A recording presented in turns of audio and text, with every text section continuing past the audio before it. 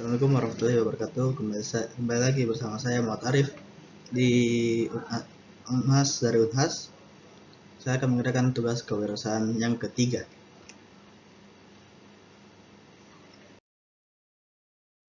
Yang pertama adalah menentukan gagasan-gagasan usaha yang akan kita lakukan.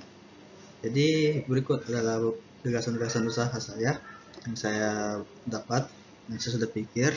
Yang pertama, jasa membuat pseudocode. Pseudocode itu biasa disebut sebagai kerangka atau kerangka kode, di mana itu dengan kerangka kode kita bisa mengubahnya ke dalam bentuk bahasa Java, Python, atau JavaScript, C++ atau C. Yang kedua, membuat flowchart. Nah, flowchart dan pseudocode itu hampir mirip sama, cuman bedanya flowchart itu berbentuk gambar ki. Jadi membuat pseudocode dan membuat flowchart itu sama-sama saja, cuman berbeda bentuk. Ketiga, jasa pengetikan. Pengetikan yang maksud ini artinya seperti pengetikan Word atau seperti tugas-tugas yang ingin diketikkan atau sebuah kayak lamaran, surat-surat dan lain sebagainya. Yang keempat, YouTuber. Nah, dan menjadi YouTuber juga adalah sesuatu yang sangat bagus karena barusan ini ada kejadian seperti Twitch leak source code yang melihatkan semua data-data atau penghasilan dari streamer Twitch yang sangat di luar, sangat tinggi hasilnya, nilainya. Yang kelima adalah video editor, dimana video editor ini pasti kalian sudah tahu lah, karena mengedit video, tugasnya itu seperti mengedit video. Yang keenam, membuat kode.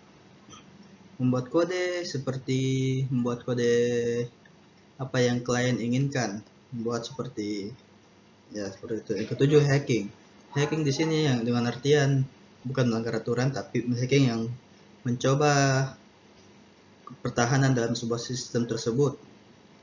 Yang kedelapan, kriptografi atau mengenkripsi kata-kata, mengenkripsi password, seperti password Facebook kita yang sebenarnya ini sudah bagus sebenarnya, cuman kalau kita ingin membuatnya lebih susah, kita bisa membuat kriptografinya. Yang kesembilan, desain grafis, dimana desain grafis ini sama seperti video editor, tapi yang diedit adalah foto. Cyber security. Nah, seperti yang sebelumnya tadi, hacking itu saya cuman berusaha menghack dengan sistemnya dan memberitahukannya. Nah, cyber security itu sekalian juga memperbaiki apa kesalahan dari program tersebut.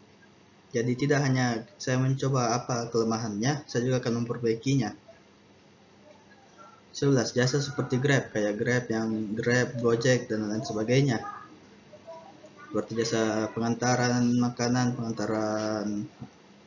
pengantaran surat atau pengantaran benda dan lain sebagainya. Online shopping seperti Tokopedia, Bukalapak atau Amazon. Jadi jasa seperti Traveloka yang membuat seperti airline atau pelabuhan atau pesawat atau bandara-bandara yang sudah ada, yang apa yang free, apa yang bisa kapan dan kapan bisa berangkat dan lain sebagainya. Jasa menentukan hotel yang terbuka seperti Trivago atau Traveloka juga yang ada fiturnya seperti begitu. Ya. Dan yang terakhir adalah usaha menjual nasi. Seperti yang kalian lihat, saya sudah melakukannya untuk sekarang, usaha keluarga, tapi saya akan insya Allah bisa saya akan lanjutkannya.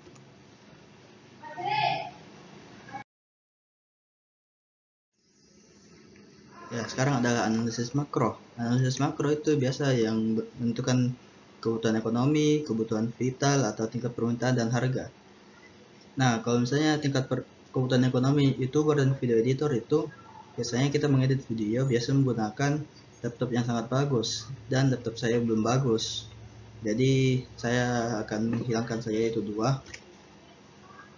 Nah, kemudian itu jasa seperti Grab, online shopping, jasa Traveloka, dan menentukan hotel.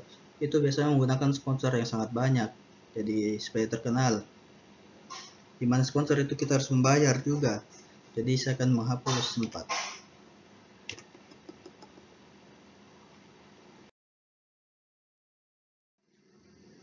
Nah, setelah ya akan menjadi seperti begini. Jika usaha saya sisa 9. Maka selanjutnya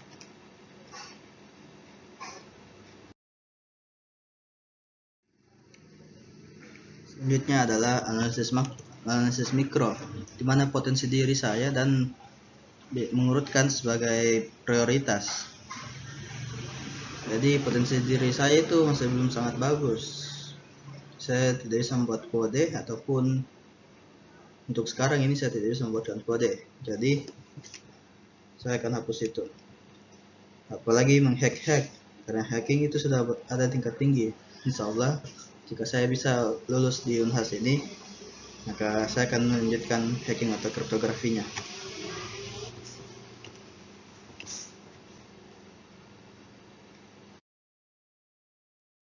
Nah, sekarang sudah sisa 5. Yang kode-kode saya sudah hapus karena saya masih kuliah di sini. Jadi saya akan berusaha belajar supaya bisa mengembalikan itu 4.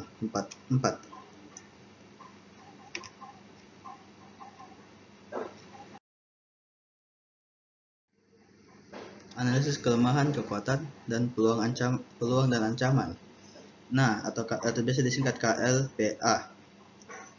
Kelemahannya itu di jasa pembuatan kode dan flowchart sangat sedikit orang yang membutuhkan seperti hal itu.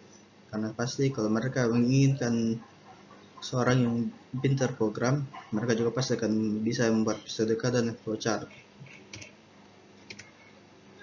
Jasa pengetikan biasa itu bekerja, cuman biasanya itu yang mengambil jasa seperti anak sekolah yang biasanya tidak ingin membuat tugasnya dan menyuruh orang untuk mengetik.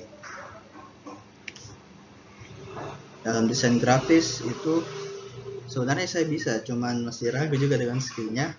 Jadi saya akan terakhir adalah wirausaha.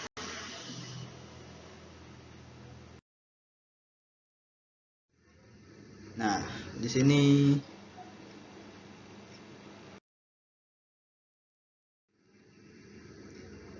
aktualisasi diri dalam produk. Nah, di sini saya sudah menjual melanjutkan usaha keluarga saya, yaitu menjual nasi yang ada terdapat di Blibis, ada juga di Grab, warung Bibi. Jadi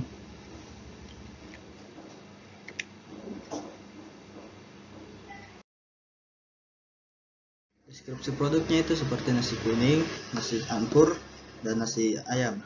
Nasi kuning itu yang bersih nasi kuning, sayur, ikan, paru, daging, sama mie. Dan nasi campur itu ikan, daging, sayur, telur. Dan sedangkan nasi ayam itu tahu tempe, ayam, sayur, dan nasi. Dan harga tersebut dapat terjangkau, yaitu cuma 13.000. Dan kalau di Grab karena ada pajak 20%, maka dinaikkan harga menjadi 17.000.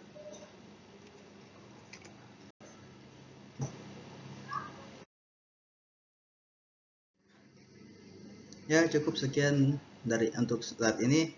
Terima kasih atas perhatiannya. Saya ucapkan terima kasih. Assalamualaikum warahmatullahi wabarakatuh.